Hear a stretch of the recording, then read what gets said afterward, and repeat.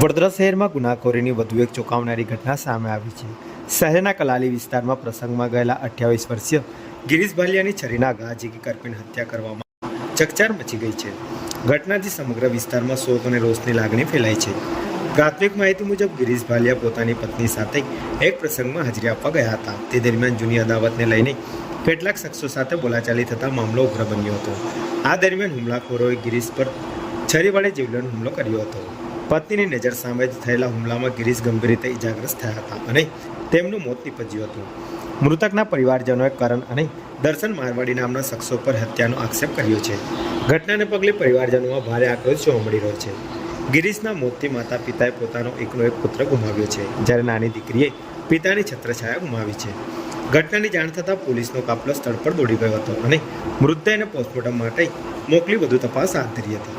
પોલીસે હત્યાનો ગુનો નોંધી આરોપીને ઝડપી પાડવા ચક્રો ગતિમાન કર્યા છે।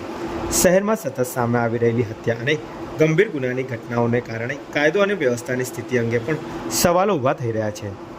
પોલીસે સમગ્ર મામલે વધુ તપાસ હાથ ધરી છે।